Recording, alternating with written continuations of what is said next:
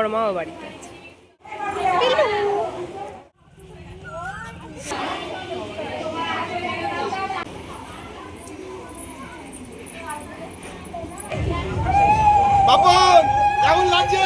এখানে আমার বর রেডি হচ্ছে, ধুতিটা নিয়ে নিচ্ছে যেহেতু বাইক।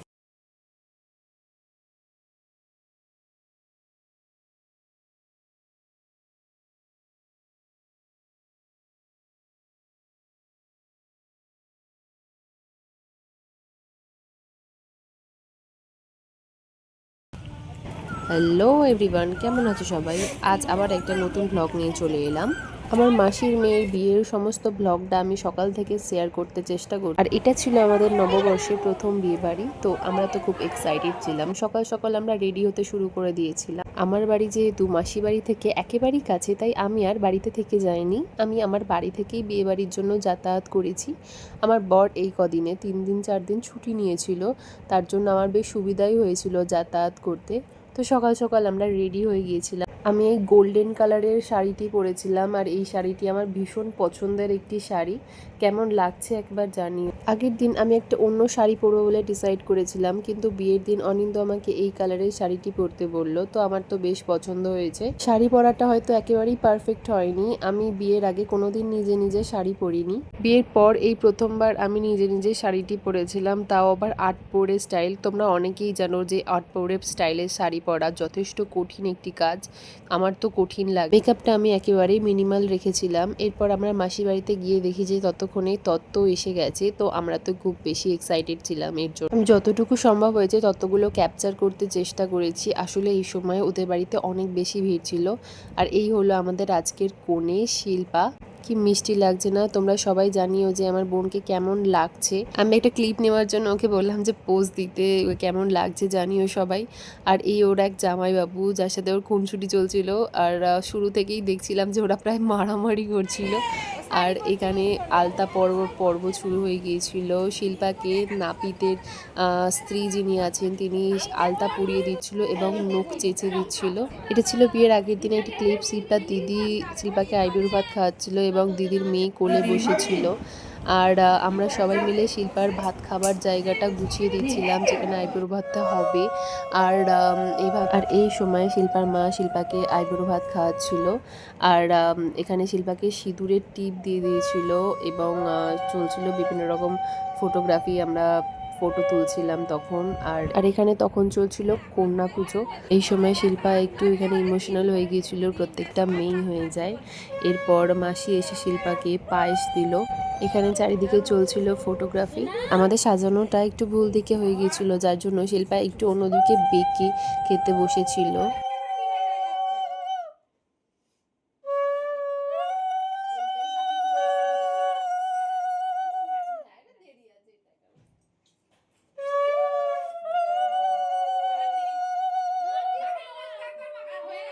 এরপর একে একে আমার বড় মাসি, আমার মা এবং আমার আরও 2জন মাসি সবাই মিলে খাওয়াতে শুরু করেছিল। এরকম খুশির দিনেও চোখের জল চলে আসে। এরকমই অদ্ভুত হয় আমাদের মেয়েদের জীবনগুলো। একদিন আমাদের নিজেদের বাড়িতেই পর হয়ে আসতে হয়।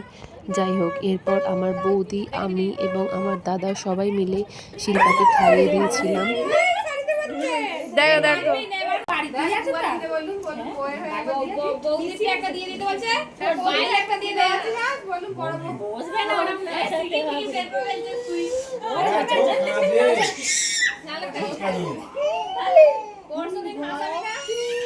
আর এখানে তখন ডেকোরেশনের কাজ চলছিল। এখানে শিল্পার বিয়ে, গায়ে হলুদ এবং অন্যান্য রিচুয়ালস হবে। আর এখানেই শিল্পা বসবে। সন্ধ্যের দিকে আমি একবার এসেছিলাম, এখানের কাজগুলো দেখে আমার তো বেশ পছন্দ হয়েছে। এখানে প্রত্যেকটা জায়গা ডেকোরেশনের কাজ খুব সুন্দরভাবে নিখুঁতভাবে কাজগুলো করছিল। আমি তো শিল্পাকে গিয়েই বললাম যে ওর ডেকোরেশনগুলো খুব সুন্দর হচ্ছে।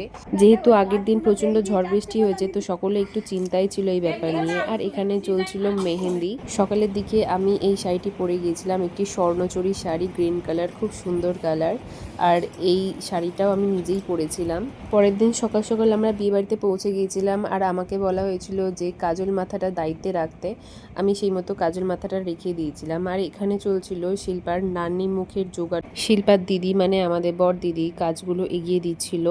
আর এখানে আমি আর অনিন্দ পৌঁছে গিয়েছিলাম শিল্পার জেঠিমাদের বাড়িতে। ওর বিয়ের সমস্ত রকম আয়োজন করা হয়েছিল, তো এখানে আরও নানান রকম রিচুয়ালস হচ্ছিল, যেটা আমি দেখার জন্য পৌঁছে গিয়েছিলাম। আমার মা এবং মাসিরা এখানে নানান রকম জোগাড় করছিল। আর এটা একটা গায়ে হলুদের রিচুয়ালসের মধ্যে পড়ে। মাথার একটি চুলের অংশে এইভাবে তেল দিতে হয়। এই রিচুয়ালসটার সাথে অনেকেই রিলেট করতে পারবে। এখানে ততক্ষণে যারা এও হবে তাদেরকে ডাকাডাকি করা হচ্ছিল। আর এখানে আমি একটা কিউট জিনিস দেখতে পেয়েছি, সেটা হলো আমার দিদির মেয়ে। কি কিউট আর মিষ্টি দেখো বাচ্চাটা। ও হচ্ছে শিল্পার দিদির মেয়ে, ওর নাম রিন্ধিতা, আর ও হয়েছিল নিতকনে। এখানে সমস্ত এওরা এসে গিয়েছিল এবং গায়ে হলুদের কাজ ততক্ষণে শুরু হয়ে গিয়েছিল। এখানে চলছিল নিতকনেকে হলুদ লাগানোর পালা। কি কিউট একটা মোমেন্ট। ও যেহেতু অনেকই বাচ্চা, ও এখনো অবধি বুঝতে পারছিল না। আমরা তো এখানে খুব মজা পাচ্ছিলাম ওকে দেখে। গায়ে হলুদের কাজ তখনও চলছিল। আমার মাসিরা, শিল্পার দিদি, জেঠিমা এবং ওর বৌদি সবাই মিলে ওর গায়ে হলুদ দিচ্ছিল এবং এখানে ফটোগ্রাফি চলছিল।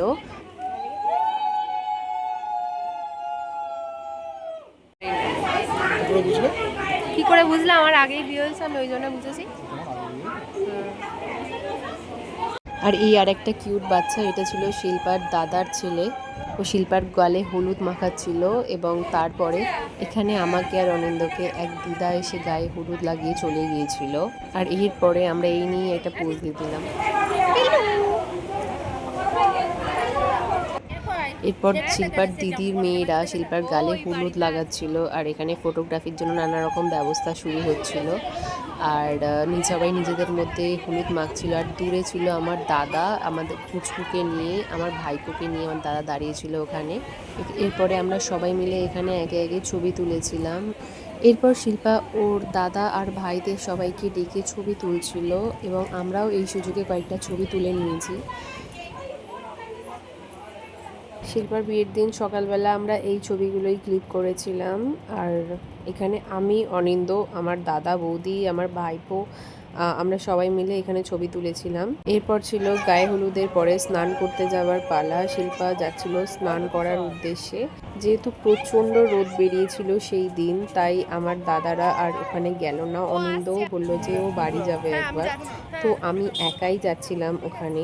যদিও আমার সাথে আরও অনেকেই ছিল, ওরা একটু এগিয়ে গিয়েছিল। আমি পরে ভেবেছিলাম আমি যাব, তাই আমি এগিয়ে যাচ্ছিলাম। আর সামনে ছিল শিল্পা এবং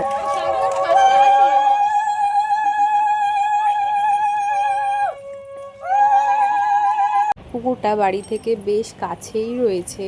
আর পুকুরটা বেশ বড় এবং বেশ পরিষ্কার জল দেখলাম। ততক্ষণে নানান রকম রিচুয়ালস হচ্ছিল ওখানে ওকে স্নান করাতে নিয়ে গিয়ে। আর আমরা উপরেই বসেছিলাম। সেই দিন প্রচণ্ড রোদ বেরিয়েছিল, তো পাশে বসার জায়গা থাকার পরেও আমরা বসতে পারিনি, যেহেতু অতিরিক্ত রোদ ছিল। অনেক সবাই পুকুরে সাঁতার কাটছিল দেখতে পেলাম। এইভাবে ছোটবেলায় হয়তো অনেকেই সাঁতার শিখেছে। ওখানে চলছিল রিচুয়ালস, আর আমরা উপরে এসে দাঁড়িয়েছিলাম এক সাইডে। প্রচণ্ড রোদ থাকার কারণে শিল্পা সানগ্লাসটা আমার হাতে ধরতে দিল এবং সেটা আমি চোখে পরে নিয়েছিলাম। এরপর ছিল স্নান করানোর পালা। তো যারা এও হয়েছিল তারা প্রত্যেকে মাথায় জল দিচ্ছিল শিল্পার। এটাই ছিল রিচুয়ালস। আর ওইদিকে চলছিল ততক্ষণে ফটোগ্রাফি।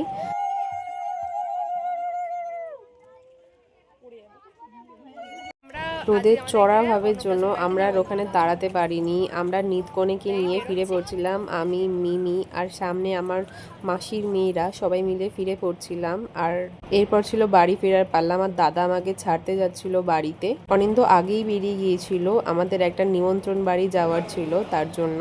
আর এই লজে আমরা এসেছিলাম একটি অন্নপ্রাশন বাড়িতে। এনারা আমার শ্বশুর বাড়ির তরফের একটা রিলেটিভ হন। এই সময় আমি প্রচণ্ড টায়ার্ড ছিলাম, একেবারে এক্সস্টেড। আমার চোখ মুখ দেখে পরিষ্কার বোঝা যাচ্ছে। আমি ভিতরে গিয়ে ওয়াইপস দিয়ে মুখটা পরিষ্কার করে বেরিয়ে এসেছিলাম, আর মা আগেই পৌঁছে গিয়েছিল। খাওয়া দাওয়া সেরে আমরা বাড়ি ফিরবো বলে প্রস্তুতি নিচ্ছিলাম, মা তখনও ফেরেনি, তো আমরা বাইরেটা এসে দাঁড়িয়েছিলাম। বাড়িতে ফিরে আমি একটু রেস্ট নেওয়ার সময় পাইনি, কারণ এরপরই আমার মেকআপ আর্টিস্ট দিদি এসে গিয়েছিল। আর দিদিকে যেহেতু আমি একটা সময় বলে রেখেছিলাম, দিদি একদম পাংচুয়ালিটির সাথে সেই সময় এসে পৌঁছে গিয়েছিল। খাটে সমস্ত মেকআপের জিনিসপত্র রাখা হয়েছিল। ঘরের অবস্থা মোটেই ভালো ছিল না। আমি সবার আগে শাড়িটা পরে নিয়েছিলাম। আর এই ছিল আমার আজকের লুক। কেমন লাগছে সবাই জানিও। দিদির হাতের কাজ খুবই সুন্দর। এই যে আমি মাথায় টায়রা টিকলিটা পরে আছি, এটা আমাকে অনিন্দুর মামার বাড়ির দিদা গিফট করেছিল। এটা আমার ভীষণ ভীষণ পছন্দের একটা গিফট। অনেকেই হয়তো বলবে বিয়ে বাড়ি থেকেই টায়রা পরে যায়, কিন্তু অনেস্টলি এটা আমার ভীষণ পছন্দের। তো আমাকে এটা পরে যেতেই হতো, এবং এরপরে আমি আরও অনেক বিয়েবাড়িতে এটা পরবো বলে ঠিক করেছি। আমার তো মনে হয় এটা পরে একটা রয়্যাল লুক আসে, তো আমার তো খুব পছন্দের। মেকআপ থেকে শুরু করে শাড়ি ড্রাপিং এবং হেয়ার সব কটা খুব সুন্দর করেছিল দিদি। আর এখানে একটু টাইম আমার হাতে রয়ে গিয়েছিল, যার জন্য আমি একটু রিলস বানাচ্ছিলাম। সেই সময় অনিন্দর রেডি হতে গিয়েছিল। যেহেতু শিল্পাদের বাড়ি থেকে আমাদের বাড়ি খুব একটা দূরে নয়, তার জন্য আমি আর বেশি তাড়াহুড়ো করিনি। আমি ধীরে সুস্থেই রেডি হয়েছি এবং রিলসও বানিয়েছি।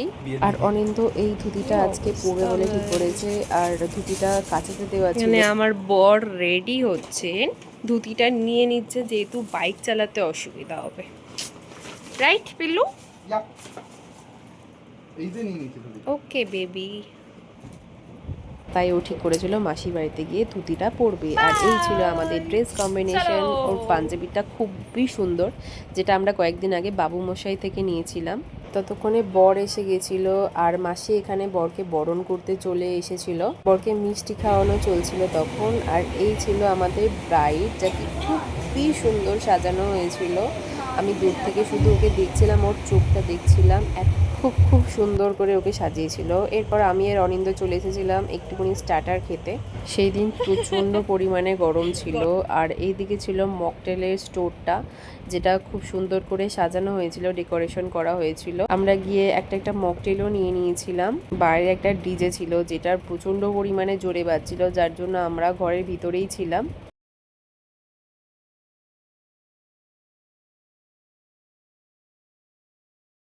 আর এখানে আস্তে আস্তে শিল্পাদের সমস্ত গেস্টরা আসছিল, এবং তারা ছবি টবি তুলছিল। ওর বর ততক্ষণে এসে গিয়েছিল, আর তখন অন্যদিকে সমস্ত রিচুয়ালস হচ্ছিল, আমরা দূর থেকে শুধু দেখছিলাম। আর শিল্পার এক দিদি আমাকে পাশ থেকে বলে যে শিল্পার বরের দিকে খেয়াল করতে, সে নাকি দূর থেকে শুধু শিল্পার দিকে দেখছে লুকিয়ে লুকিয়ে। এরপর চলছিল বরণ করার পালা। যারা সব এও স্ত্রী হয়েছিল তারা প্রত্যেকে জড়ো হয়েছিল এখানে শিল্পার বরকে বরণ করার জন্য। এবং আর এরপর ছিল শুভ দৃষ্টির পালা। অনিন্দ যেহেতু শিল্পার জামাইবাবু হয়, আর সামনে ছিল আমাদের দিদির বর, মানে আমাদের বড় জামাইবাবু। তারা সবাই মিলে শিল্পাকে তোলার চেষ্টা করছিল। সেদিন অনিন্দের শরীরটা একটু খারাপ ছিল, কিন্তু সবাই মিলে যেহেতু বলেছিল ওকে শিল্পাকে তোলার জন্য, তো ও আর না বলেনি। এরপর শুরু হয়ে গেছিল শুভ দৃষ্টি, এবং সাতটা ঘুরতে হয় সেটা।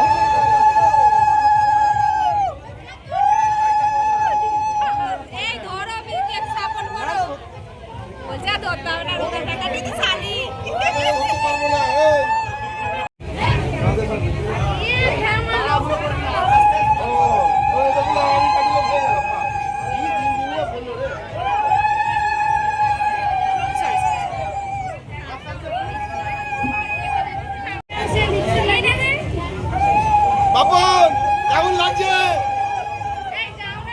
বাপন ঠিক আছে তো?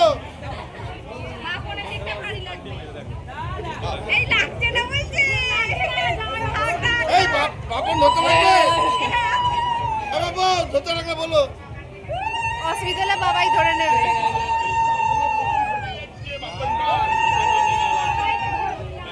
বাপন এখনো বলো।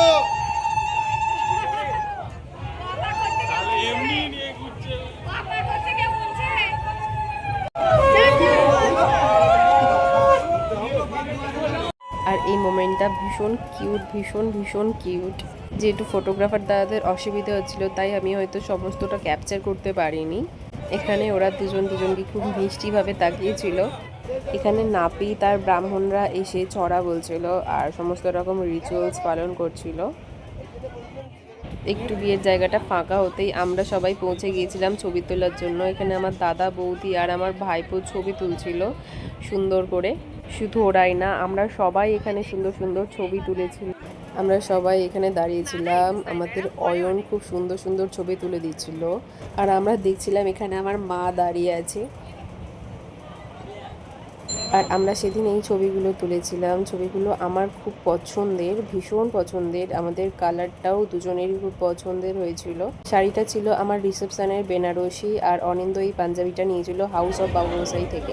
এদিকে বিয়ের রিচুয়ালস আস্তে আস্তে এগিয়ে চলছিল আর অনিন্দ আর আমি একটু একটু করে ক্যাপচার করতে চেষ্টা করছিলাম। যেহেতু সামনের দিকে প্রচণ্ড ভিড় ছিল তো আমি দূর থেকে ক্যাপচার করতে চেষ্টা করছিলাম। এখানে নানান রকম রিচুয়ালস হচ্ছিল। এই রিচুয়ালসটাই কি বলে আমার জানা নেই, তবে দেখতে তো ভীষণ কিউট লাগে। এখানে শিল্পাকে কন্যাদান করছিল শিল্পার মা। আমি আগে জানতাম যে শুধুমাত্র ছেলেরাই এই কন্যাদান করতে পারে, কিন্তু পরে জানলাম যে না, মেয়েরাও করতে পারে, মানে আমার মাসিরাও করেছে। আর এখানে চলছিল খই পোড়ানোর পর্ব। শিল্পার শ্বশুরবাড়ির একটা নিয়ম আছে, সেটা হলো যে বিয়ের দিন এখানে সিঁদুরদান হয় না। এটা আমার বাপের বাড়ি, মানে প্রায় হাওড়া জেলার সমস্ত জায়গাতেই এই রিচুয়ালসটা প্রচলিত রয়েছে। আর ওদের ওখানে সিঁদুরদান হয় রিসেপশনের দিন দুপুরবেলা, সেদিন ভাত কাপড় এর অনুষ্ঠানও হয়। ততক্ষণে আমরা একটু বাইরের দিকে গিয়েছিলাম বাইরের লাইটিংটা ক্যাপচার করার জন্য। লাইটিংটাও বেশ সুন্দর করেছে। শিল্পার বাড়ির সামনে আরও একটি বিয়ে বাড়ি হচ্ছিল, আরও একটি মেয়ের বিয়ে ছিল। আর এখানে আমরা সবাই মিলে বাইরে এসেছিলাম, একটু এগিয়ে গিয়েছিলাম আমরা। ওইদিকে অনেকগুলো বাড়ি রয়েছে যেগুলো আমি অনিন্দকে চেনাচ্ছিলাম। আর এরপর খাওয়া দাওয়া পর্ব শুরু হয়ে গিয়েছিল।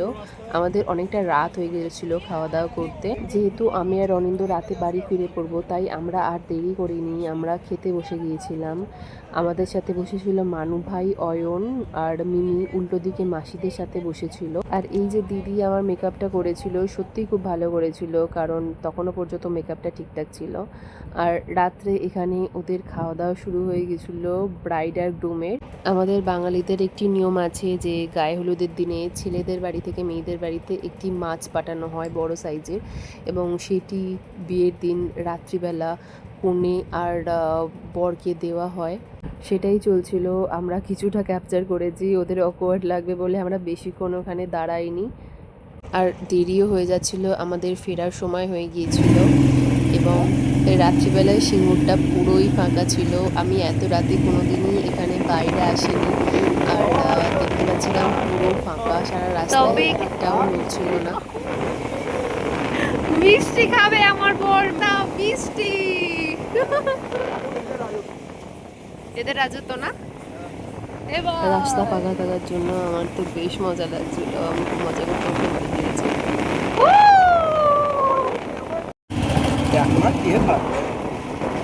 এই উঠে পড়ো, বড় হয়ে গেছে। আমাদের পাড়াতে আমরা ততক্ষণে চলে এসেছিলাম। আর সেই দিন ছিল আমাদের পাড়াতে হরিনামের অধিবাস। এটাই ছিল শিল্পার বিয়ের একটা ছোট ব্লগ। কেমন লাগলো অবশ্যই জানাবেন। ধন্যবাদ দেখার জন্য। বিয়ে বাড়ি থেকে যুদ্ধ অতিক্রম করে ফাইনালি আমরা বাড়ি।